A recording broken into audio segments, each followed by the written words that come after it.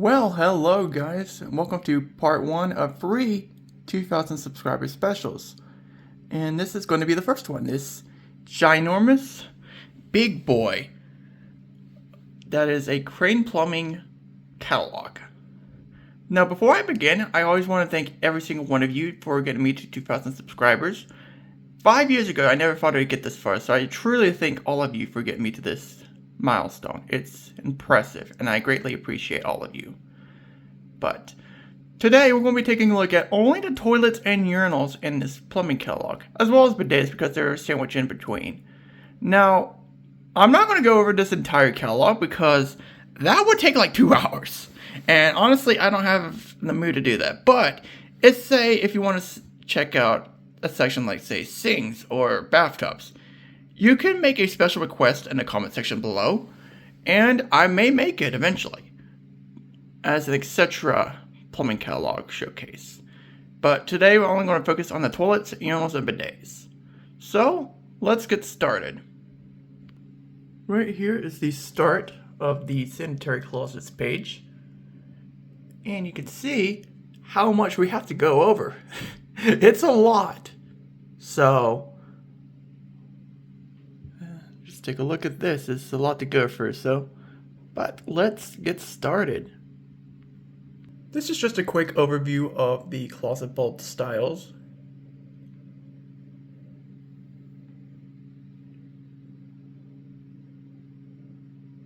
Not much really to say here.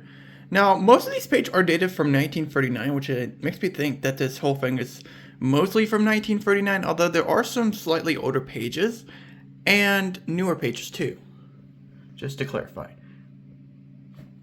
Right here, we got the Manor, which is a one-piece toilet.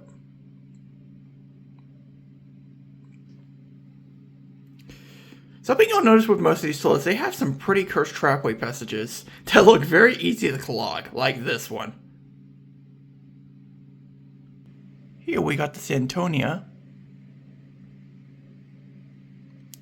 And these designs were something, I'll tell you that much. Look kind of cursed. Except the trapway passages weren't cursed enough. This one looks pretty standard though. The Santons have this trapway passage, by the way. So it's very similar. But like others, like that first one we just saw, a good bit of them have that trapway passage. Which is kind of cursed. Notice this one's from 1937. So this is definitely a late 1930s catalog at most. Here we got the Lexel. Again with that trapway passage. That tells me like most of these probably wouldn't have held up that well. Just by the trapway passages alone. And some of them are like less than 2 inches too, as you'll soon see.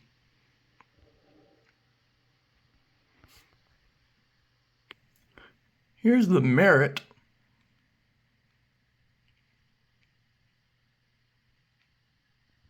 Down here is the Hanover.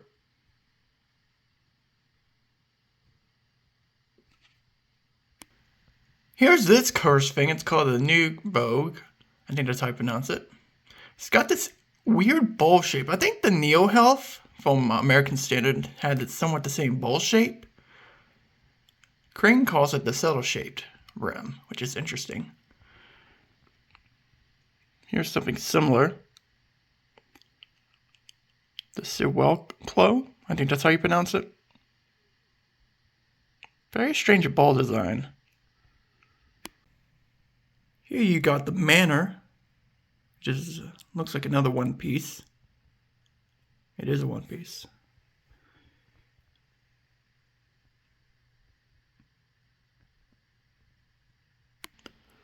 This is a slightly newer page. This one has the Drexel. I'm not entirely sure when this was introduced, but I think it was introduced, in 1940, because I think I had a friend that had one originally. But it was, his one was not good. I think some of you might know who I'm talking about. And then it's Hanover again. This one's from 1941, this particular page. Here's a Ford trapper called the Newton.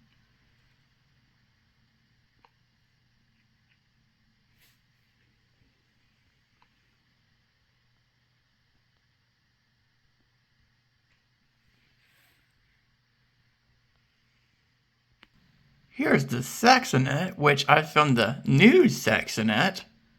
But this is apparently the original one. I don't know what's too much different about it, but probably some differences here and there. There's also something called the Nerwall. Right down here we got something called the Hudson. Now, I do believe someone has filmed one of these, but it was on Flashometer.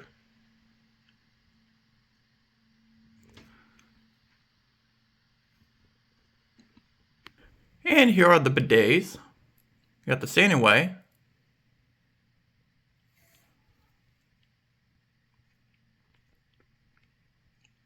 And then the hygiene.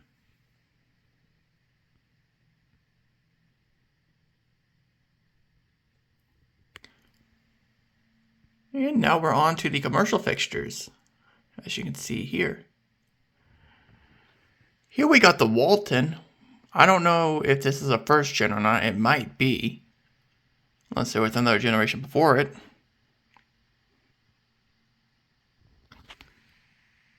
You can definitely tell which version that is. And here we got the Rapid Ways. I believe this is first generation, if I'm not mistaken. Or maybe a second. I can't tell. It might be first, but I can't necessarily tell. We also have the low wall as well. This one has dual jets, which I believe they are concealed, if I'm not mistaken. The low wall appears again, but we also have the San Walton. I believe the San Walton is first generation. Now, there was something called the Sand Wall back in the early 1900s. I guess it was eventually replaced by the San Walton sometime in the 1930s. We even have the Angleton, which looks ancient, even for 1930s. Weird shape and weird design, honestly. But you can definitely tell it looks very ancient. Here we got the Crane Speedway, which I believe is its first generation. What I mean by that, this is probably the Trenton Potteries design. The top spur design, at least. That was, as far as I'm aware, the only generation of Trenton Pottery Speedway that was made. So this is pretty much the Trenton Potteries version, from what I can make out. We even have the Puritan, which I believe this one's also first generation. I always found these to be very fascinating, especially the ones from like the 60s to 70s. Now here's a toilet that you probably recognize. This is the Santon. This is the second generation, by the way, as you can somewhat tell.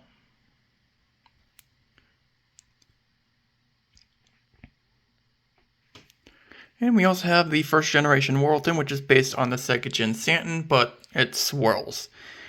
The Worltons were honestly not very good. In fact, they were kind of bad. I have actually seen one of these recently, and they have some siphoning issues as well as pulling factor issues.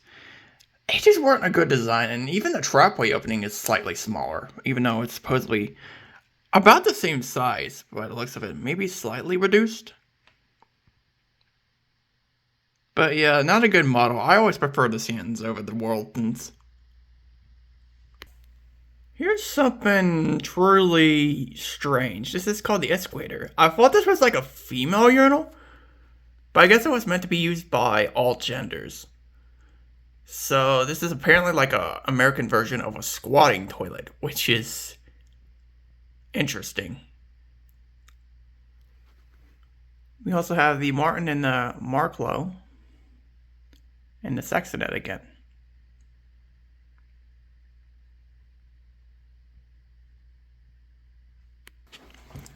And we even have some pressure tank closets. It's offered for the Santon, the Saxonet, and even the Rapid Way.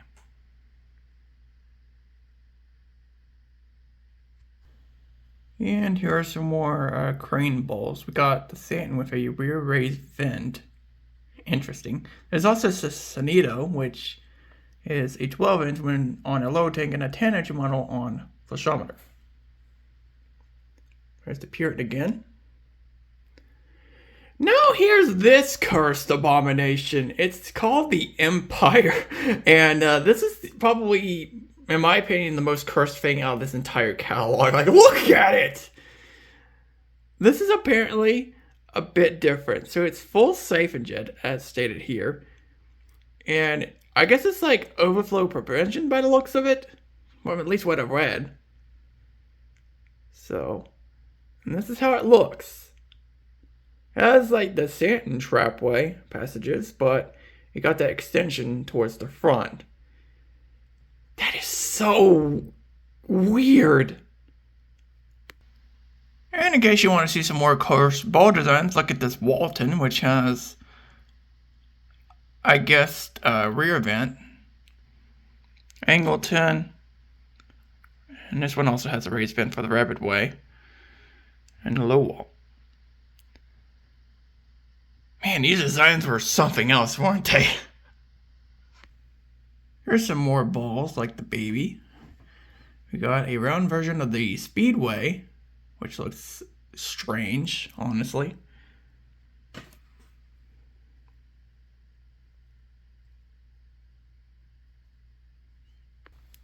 So I went and moved ahead into the urinal section because there's just a bunch of pages with flashometers, tanks, and seats, which I honestly don't care to glance at, but here's just kind of like the introduction page of urinals. And here's the classic Senator. This is a design that has never changed. Even in the 2000s they had this design, which is quite interesting. So apparently this was introduced sometime in the 1930s. I don't know when exactly, but it's been around since at least the circa late 1930s, from what I can tell.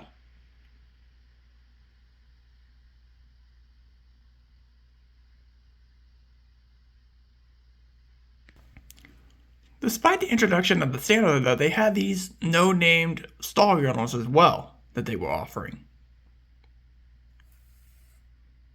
I mean, they definitely look pretty ancient, even for 1930s.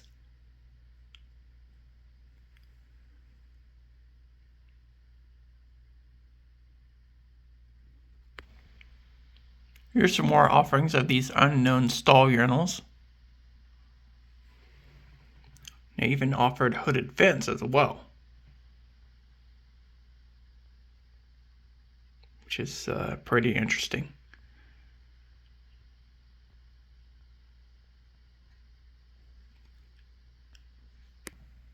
And here we got one of the mini versions of the Crane Correcto. I don't know which version this is. Might be first gen, second gen, I can't tell you. But this was offered before the Chromo came onto the scene in the mid-late 1960s. Then you have the Rio.